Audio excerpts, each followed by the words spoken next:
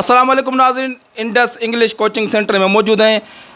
हमारा ये बच्चा जिसको स्कॉलरशिप मिली है, आइए उनसे बात करते हैं। अस्सलाम वालेकुम। वालेकुम सलाम। भाई क्या नाम है? मेरा नाम अबरार समी है। अच्छा, कहाँ पर पढ़े हो? मैं यहाँ पर ही पढ़ा हूँ इस ट्यूशन सेंटर में। और मेरे को स्कॉलरशिप मिली है डॉक्टर अब्दुल कदीर खान की, इसलिए आज मैं आया हूँ यहाँ पर। आप इंटरव्यू ले रहे हैं। अच्छा, किसकी मेहनत है ये? आपके वालिदैन की या आपके उस्ताद की या जो टीचर्स की? किसकी मेहनत की वजह से आप वहाँ तक पहुँचे?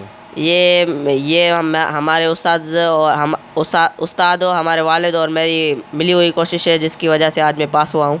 घर वाले कितने खुश हैं आपके अब्बू में? मेरे घर वाले बहुत खुश हैं कि मेरा स्कॉलरशिप मिल गई है मुझे, और मैं बेहतर तालीम के लिए इस्लामाबाद जा रहा हूँ। कब जाओगे?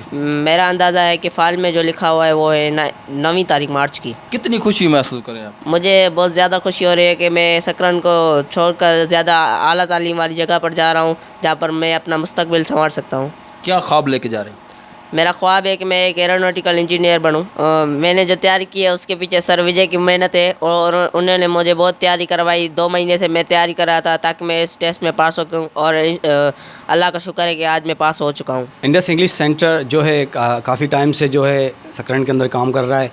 उसमें काफ़ी सारे जो बच्चे हैं, इस साल भी जो है एक लड़की है रौनक कलड़ो, वो भी सिलेक्शन हुई थी, आपने देखा था मीडिया के ऊपर। और उसके अलावा उससे पहले भी जो है मेवज सोलंगी जो है सन यूनिवर्सिटी के अंदर सिलेक्शन हुई थी मेरठ के ऊपर। और इस टाइम पर जो कॉलेज है अब्दुल कदीर खान इस्लामाबाद में कैंपस में स्कॉलरशिप के लिए हमारा एक स्टूडेंट है अबरार समी, उसने अप्लाई किया था।